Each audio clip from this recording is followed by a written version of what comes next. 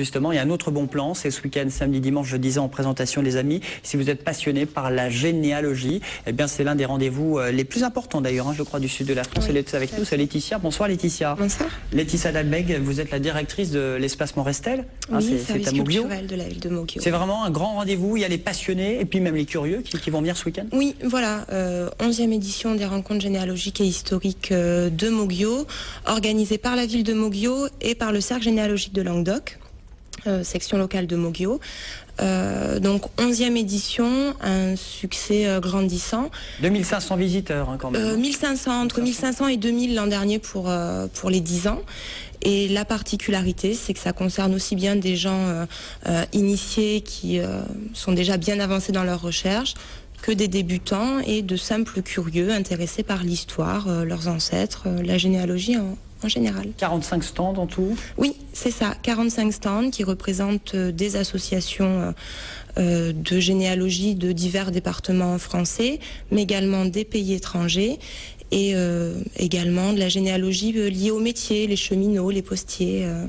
Voilà. Alors c'est-à-dire je viens, je ne suis pas forcément passionné, mais je veux avoir des infos, des traces sur ma famille, c'est ça? Voilà, c'est ça, je viens, je suis originaire d'un autre département, bien peut-être que une association représente ce département. Je viens consulter des bases de données numériques, puisque ça se fait de plus en plus aujourd'hui, il y a des postes internet à disposition, et donc la possibilité de trouver des interlocuteurs dans ce monde très vaste de la généalogie. Colette, est-ce que vous avez déjà fait des recherches sur oui, votre famille? Je fais de temps en temps comme ça, hein, évidemment, en néophyte, quoi, je veux dire. Je n'ai pas fait appel, justement, déjà. Mais c'est vrai que c'est intéressant, parce qu'on peut remonter. Et moi, on remonte en Savoie, on remonte dans l'Est de la France. On est du Midi, il n'y a pas que 16, bien sûr, tout à fait, hein, voilà.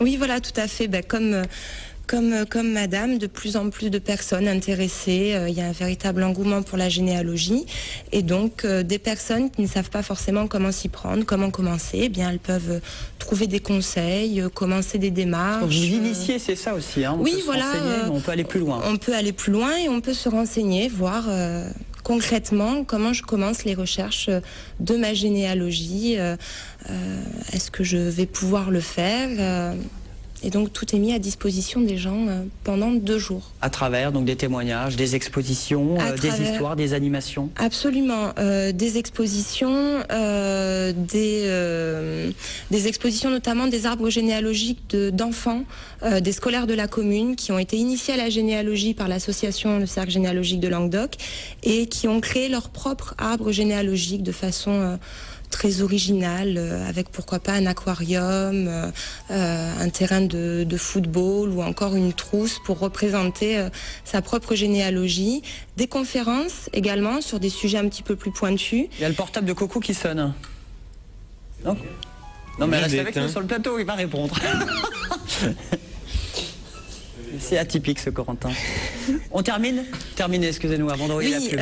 Donc des conférences sur des aspects plus particuliers de l'histoire et puis un coup de projecteur sur la ville de Moguio avec des recherches et des études menées par des généalogistes, plus particulièrement sur des familles melgoriennes et le patrimoine melgorien. Bon, c'est ce soir effectivement, demain, hein, demain. Samedi, dimanche. Samedi, dimanche à Moguio, espace Morestel, avec en plus des démonstrations d'artisans, potières, tailleurs de pierre, cloutiers, cercliers et artistes lissiers et maréchal ferrand qui seront présents également.